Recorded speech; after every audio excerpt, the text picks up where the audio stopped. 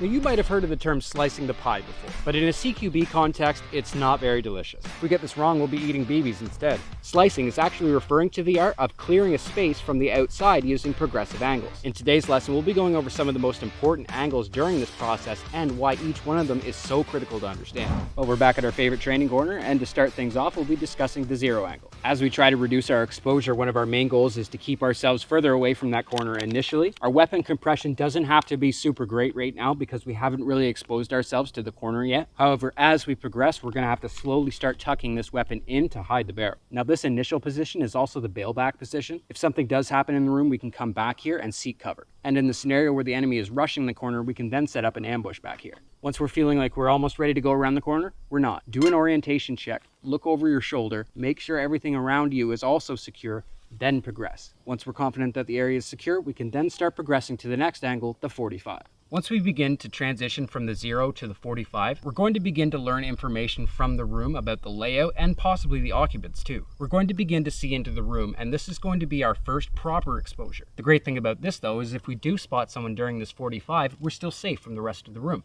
Now, as we're slicing around, we're always keeping our weapon and our eyes trained on the apex of the corner. Now, as always during this, you want to make sure that you're keeping stable footing, but try to keep your outside foot being the leading foot.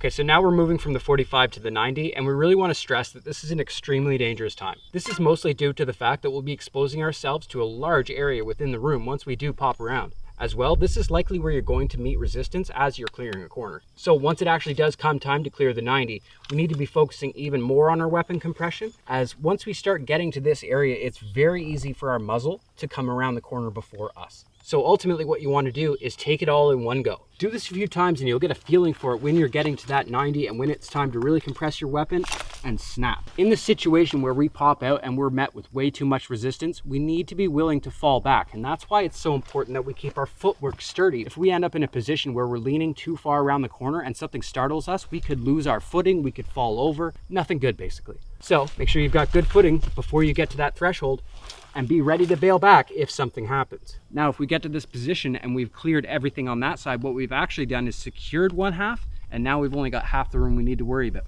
assuming there's no door. Once we've got this section of the room secured, we can then restart the process as we clear towards the 180 degrees. Now, once we've got this 90 controlled, we're then going to move into the second most dangerous part, the 180 degrees. This means we begin to watch our weapon compression, especially towards the end. So let's just say I have to clear around the wall that I was covering on. Same as before, we're going to snap around that 90 when we get there, but we've got another corner behind us that we have to check. So as soon as we can get visual on that corner, we should be looking over our shoulder and getting ready to bail back if we need to. Short of using some weird double mirror system, there's really no way that you can check both corners at the same time. And one other thing we need to remember is that as we're clearing the rest of this room, the area that we've already cleared starts to become uncontrolled.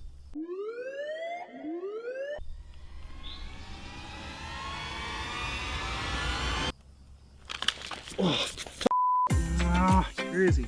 Oh, I hate ticks. We really hope today's video was of value to you, and if it was, then you can let us know by subscribing and joining in to the Airsoft academic community. Also, if you happen to notice any of the things that we left out of this video, then drop them in the comments below so other Airsofters can learn from you too. Thanks so much for watching. As always, class is dismissed.